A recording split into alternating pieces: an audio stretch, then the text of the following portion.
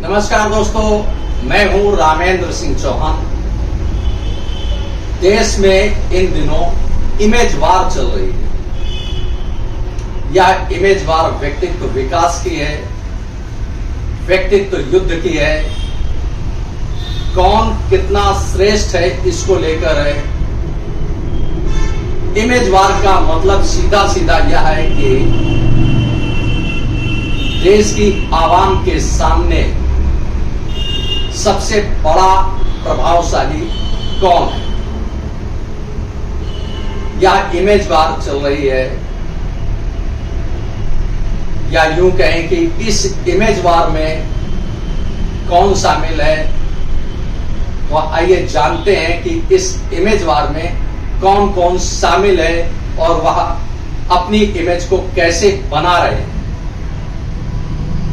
Image वार में देश के प्रधानमंत्री नरेंद्र मोदी, कांग्रेस के पूर्व राष्ट्रीय अध्यक्ष राहुल गांधी और केंद्रीय सड़क राजमार्ग एवं परिवहन मंत्री नितिन गडकरी, यह तीन बड़े नेता इमेज वार में शामिल हैं। खासतौर से जो राजनीति के दृश्य में दिख रहा है, यानी पॉलिटिकल सीन में जो दिख रहा है, वह यही दिख रहा है कि इमेज वार चल रही है। और इमेज वार में देश के प्रधानमंत्री नरेंद्र मोदी, केंद्रीय सड़क एवं राजमार्ग एवं परिवहन मंत्री नितिन गडकरी और कांग्रेस के पूर्व राष्ट्रीय अध्यक्ष राहुल गांधी शामिल हैं। इन तीनों नेताओं की अपनी एक खास और अलग अहमियत है। राहुल गांधी की जहां एक और पप्पू जैसी इमेज थी, जिसे अब वह तोड़ चुके हैं, तो वहीं देश के प्रधानमंत्री नरेंद्र मोदी की एक अलग व्यक्तित्व वाले, यानी सूट बूट वाले राजनेता के रूप में उनकी एक अलग पहचान है। या यूं कहें कि वह एक एरिस्टोक्रेट लीडर के तौर पर दिखते हैं। तीसरे बड़े नेता हैं केंद्रीय सड़क एवं राजमार्ग परिवहन मंत्री नितिन गडकरी। उनकी भी अपनी एक अलग शख्सियत है, अलग पहचान है और वह एक अलग व्यक्तित्व वाले राजनेता है। देश के प्रधानमंत्री नरेंद्र मोदी दुनिया भर में अपने ड्रेसअप सेंस के लिए खास तौर से जाने जाते हैं और वह इसी कारण और इसके अलावा अपनी कूटनीति रणनीति के कारण भी दुनिया भर में जाने और पहचाने जाते हैं। देश के प्रधानमंत्री चाहे भारत के आंतरिक दौरे पर हों या दुनिया के देशों के दौरे पर हों, उनकी अपनी एक खास और अलग छवि दिखती है। देश के प्रधानमंत्री नरेंद्र मोदी पिछले दिनों यूरोपीय देशों के दौरे पर थे। इस दौरे के दौरान वह जर्मनी भी गए, फ्रांस भी गए, इटली भी गए, कई देशों की यात्रा की। इस दौरान वह भारतवंशियों से मिले और जो उनकी एक खास छवि है, चौतरफा मोदी मोदी गूंज रहा था विदेश में, तो यह बताता है या दर्शाता है कि नरेंद्र मोदी का व्यक्तित्व कृतित्व दुनिया में अपनी एक खास और अलग पहचान रखता है। इतना ही नहीं, चाहे वह विदेश में हो चाहे देश में हो, देश में उन्होंने धार्मिक स्थलों को एक जो नया आयाम दिया है, उसके लिए भी उनका व्यक्तित्व कृतित्व अलग ही दिखता है। देश के प्रधानमंत्री नरेंद्र मोदी का संसदीय क्षेत्र है वाराणसी।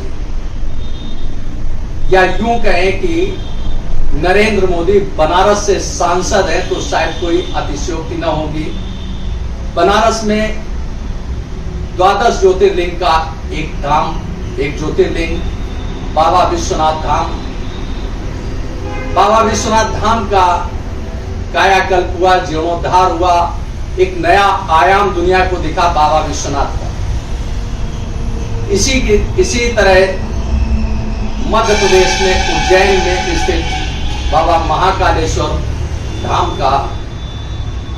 धाम को एक नया स्वरूप दिया गया, नया आयाम दिया गया। इसी तरह से उत्तराखंड के केदारनाथ धाम का कायाकल्प हो रहा है, उसकी एक नई छवि निखर कर आ रही है। तो इस तरह से पूरे परिदृश्य में देखें तो चाहे वह बाबा विश्वनाथ हो, बाबा महाकालेश्वर हो या बाबा केदारनाथ धाम हो, जिस तरह से देश के प्रधानमंत्री नरेंद्र मोदी ने इन धार्मिक स्थलों को एक नया आयाम दिया है, निश्चित रूप से कहीं न कहीं इसका देश के प्रधानमंत्री नरेंद्र मोदी के आभा मंडल में कहीं न कहीं इसने इजाफा किया होगा। उनके व्यक्तित्व कृतित्व में एक अध्याय जोड़ा होगा। तो इस तरह से पूरे सीन में देखें, पूरे परिदृश्य में देखें तो देश के प्रधानमंत्री नरेंद्र मोदी जहां विदेश में एक खास लीडर के तौर पर दिखते हैं, एक सूटेड बूटेड और एक शाही लीडर के रूप में दिखते हैं, एक रॉयल लीडर के रूप में दिखते हैं, तो वहीं देश में उनके एक बड़े धार्मिक नेता के रूप में भी उनकी छवि दिखती है। जैसा कि उन्होंने काशी विश्वनाथ धाम, बाबा महाकालेश्वर, बाबा केदारनाथ धाम का जो आयाम बदला है, जो आयाम बदल रहे हैं, उससे कहीं न कहीं देश के प्रधानमंत्री नरेंद्र मोदी के आभा मंडल में एक अध्याय और जुड़ता है। इसी तरह से पूरे सीन में देखें तो देश के प्रधानमंत्री के बाद दो और बड़े नेता हैं जो उनको सीधी टक्कर दे रहे हैं, या यूं कहें कि देश के प्रधानमंत्री नरेंद्र मोदी को बाहर से अगर टक्कर मिल रही है तो उनकी पार्टी से भी उन्हें जबरदस्त टक्कर मिल रही है। कांग्रेस के पूर्व राष्ट्रीय अध्यक्ष राहुल गांधी अपनी पप्पू की इमेज तोड़ चुके हैं, क्योंकि अब वह दिन नहीं रहे जब राहुल गांधी को पप्पू कहा जाए। क्योंकि जिस तरह से राहुल गांधी देश में भारत जोड़ो यात्रा निकाल रहे हैं, यह यात्रा करीब 3500 किलोमीटर लंबी है। इस यात्रा के दौरान उनकी बड़ों के प्रति उनका आदर भी दिखा, मां के प्रति उनका सम्मान दिखा, तो बच्चों के प्रति उनका स्नेह दिखा, युवाओं के युवतियों के प्रति उनका मित्रवत भाव दिखा।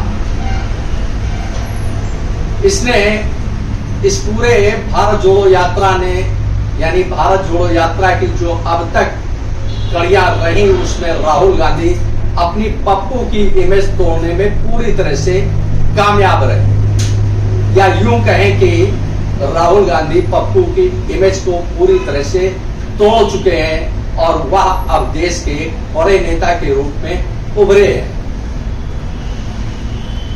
भारत जोड़ो यात्रा में राहुल गांधी के साथ जहां देश का मजदूर शामिल है, किसान शामिल है, बेरोजगार शामिल है, तो वहीं फिल्मी दुनिया के बड़े बड़े स्टार भी आ रहे हैं, उद्योगपति आ रहे हैं, उनकी यात्रा में साथ शामिल हो रहे हैं। उनकी यात्रा में वैज्ञानिक आ रहे हैं, उनकी वैज्ञानिक यात्रा में साहित्यकार आ रहे हैं, उनकी यात्रा में समाज का हर वर्ग आ रहा है।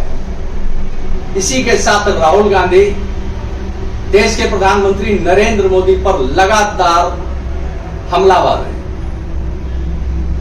वह बता रहे हैं देश को कि देश के प्रधानमंत्री ने किस तरह से देश को बेचा है और किस तरह से देश के प्रधानमंत्री नरेंद्र मोदी लोगों में डर पैदा कर रहे हैं। और देश के प्रधानमंत्री नरेंद्र मोदी अडानी अंबानी के लिए दिल खोलकर, खजाना खोलकर बैठे, यानी अडानी अंबानी के अलावा उनको हिंदुस्तान में कहीं कुछ भी नहीं दिखता है, ऐसा राहुल गांधी का मानना है, राहुल गांधी का कहना है। यह तो बात हो गई कि देश के प्रधानमंत्री नरेंद्र मोदी को प्रमुख विपक्षी दल कांग्रेस से कड़ी टक्कर मिल रही है, तो वहीं देश के प्रधानमंत्री नरेंद्र मोदी को अपनी ही पार्टी के बड़े और कद्दावर नेता केंद्रीय सड़क राजमार्ग एवं परिवहन मंत्री नितिन गडकरी से भी कड़ी टक्कर मिल रही है। नितिन गडकरी जहां एक ओर देश की आवाम की बात कर रहे हैं, गरीब की बात कर रहे हैं, मजदूर की बात कर रहे हैं, गरीबी की बात कर रहे हैं, रोजगार की बात कर रहे हैं, साइंस एंड टेक्नोलॉजी की बात कर रहे हैं, व्यवसाय की बात कर रहे हैं, तो वहीं नितिन गडकरी बात यह भी कर रहे हैं कि हमें दूसरे देशों पर निर्भरता छोड़नी होगी। सीधे सीधे उनका कहना है कि पेट्रोल और डीजल का उपयोग बंद करना होगा, देश में खत्म करना होगा। इसके विकल्प के रूप में वह एथेनॉल सहित कई विकल्प लेकर आए हैं, कई परिकल्प लेकर आए हैं जो देश की आवाम के सामने है और देश उसे देख रहा है।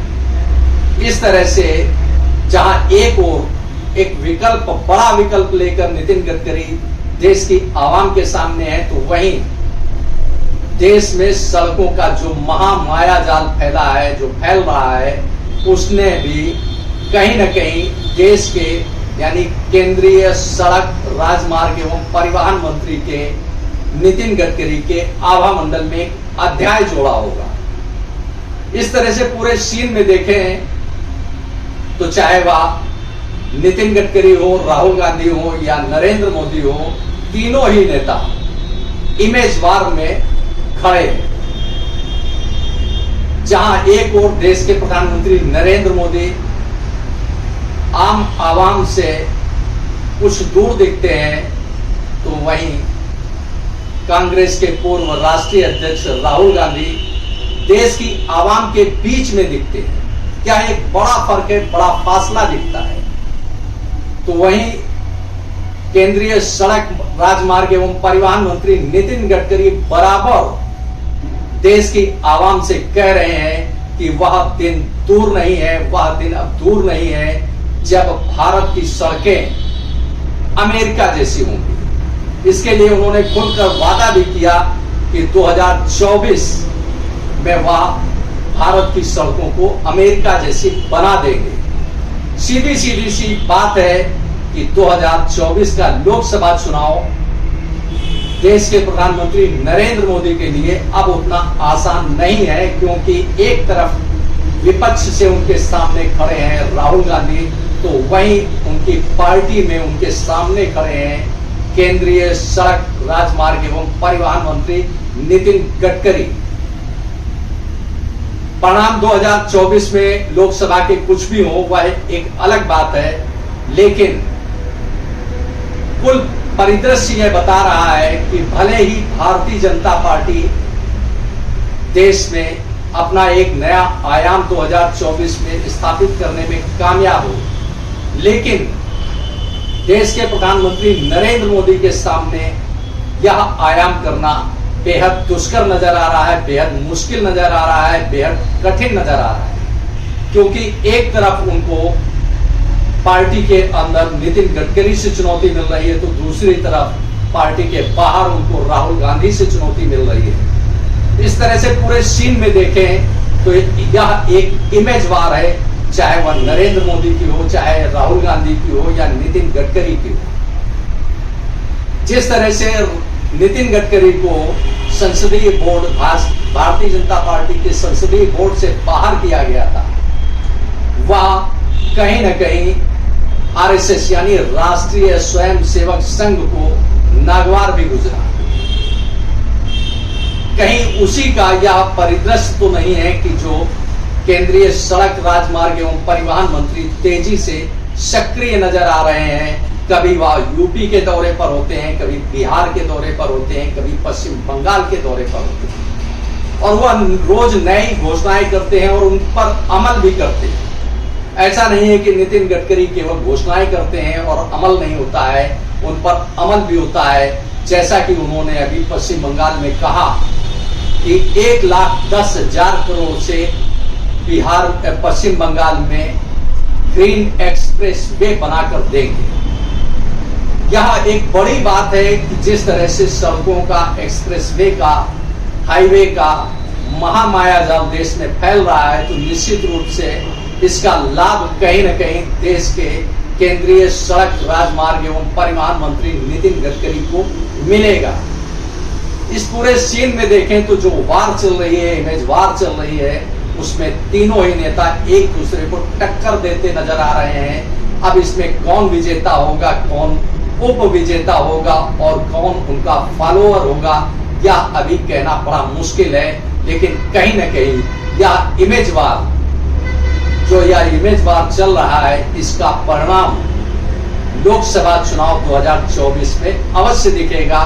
कहीं न कहीं निश्चित रूप से देश की आवाम इस इमेज वार से प्रभावित होगी और वह अपना फैसला ले सकती है कि उसे किस नेता के साथ जाना चाहिए, किस दल के साथ जाना चाहिए और उसे क्या चाहिए, यह उसको दिख रहा है। इस तरह से पूरे सीन में देखें तो चाहे भारतीय जनता पार्टी हो या कांग्रेस हो, अब दोनों ही सोशल मीडिया के जरिए अपने देश की आवाम के बीच में एक नए अंदाज में, पहले कभी हुआ करता था कि Bharatiya Janata party social media के जरिए अपना एक विस्तृत आयाम स्थापित करती थी, लेकिन अब जिस तरह से भारत जोड़ो यात्रा का एक नया आयाम दिख रहा है सोशल मीडिया पर, उस पर यह कहा जा सकता है कि इमेज वार के साथ साथ भारतीय जनता पार्टी और कांग्रेस के बीच सोशल मीडिया का वार भी चल रहा है। सोशल मीडिया पर जिस तरह से दोनों या तीनों शख्सियत सक्रिय है, उससे कहीं न कहीं निश्चित रूप से एक जो इमेज वार दिख रही है उसमें एक नया आयाम स्थापित होगा, नया ऑरा दिखेगा, नया आवाम मंडल दिखेगा। देश की राजनीति किस करवट पर बैठेगी यह तो नहीं कहा जा सकता, लेकिन कहीं न कहीं यह इमेज वार लोकसभा चुनाव 2024 को प्रभावित करेगी और उसके परिणाम बताएंगे कि इमेज वार में कौन कितना बड़ा पब्लिक लीडर निकलकर सामने आया है। आपने इस वीडियो को देखा, आपको यह वीडियो कैसा लगा कमेंट बॉक्स में हमें अवश्य बताएं। वीडियो को शेयर करें। यदि आप हमारे चैनल पर नए हैं तो हमारे चैनल को सब्सक्राइब करें, जिससे हमारे आने वाले वीडियो, आने वाला नोटिफिकेशन आपको मिल सके। दोस्तों, वीडियो को लाइक करना ना भूलें। आप लाइक करते हैं तो हमारा प्रोत्साहन होता है, मोटिवेशन होता है। आपने वीडियो को देखा, आपका बहुत बहुत धन्यवाद। Thank you. जय हिंद, जय भारत।